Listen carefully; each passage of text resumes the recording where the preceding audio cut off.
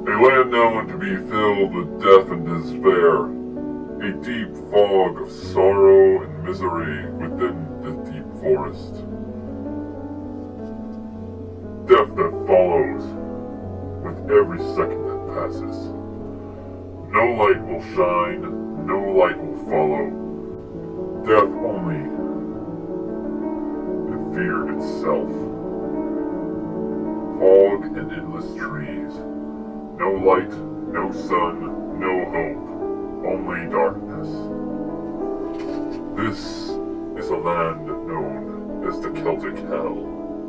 Welcome back, my brothers and sisters of the Order, and welcome back to Horror October. And today we are talking none other than the Celtic Hell. Now, when one thinks of hell, they normally think of fire and brimstone, but never a darkened forest with no light. I want to tell you this story. A darkened place, full of misery and death, shadows and nightmares, fearful throughout the land.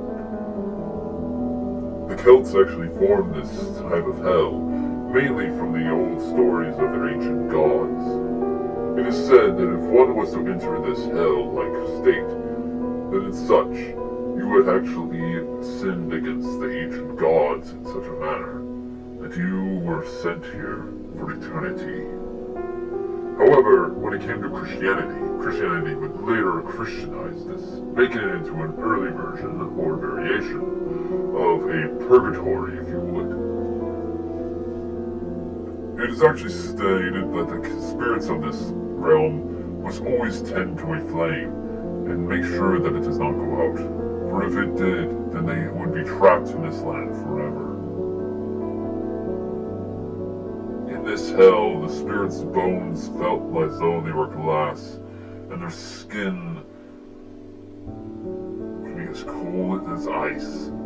If spirits were to eat from this hell, they would only taste ashes, and in such feel a compulsion in their stomachs, making them unable to walk or even breathe, and in such would even be more starved than they were before.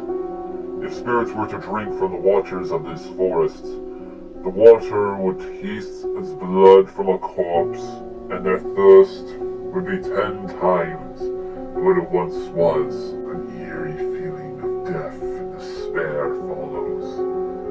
One cannot simply walk in and leave.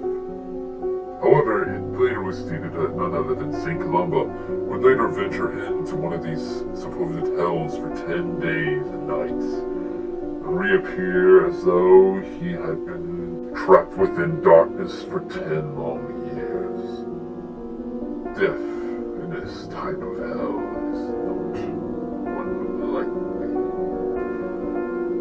However, it is not just the spirits within this hell, but even dark creatures, mainly of the faceless goddess who judges all who comes before her. One must not look into her eyes, even though they are hidden with a faceless form. You must never look into her eyes. It is also known that if spirits touch a dead tree within these forests, then their body would slowly transform in a painful form into a tree as well, to painfully linger in the shadows and darkness of the forest. Christians would later actually try and make this into a variation of purgatory, in which it stated that only for a short amount of time of your own lifetime, of how many sins you had done to mankind or against God, you would even multiply that by the years you lived on earth. Early Christian writers would later actually transform this into an early form of purgatory.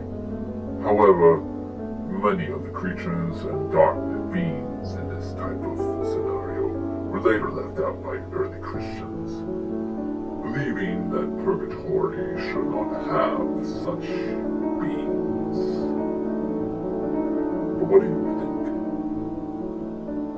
Is it something that in which should be allowed to be spoken? You fear it too, don't you?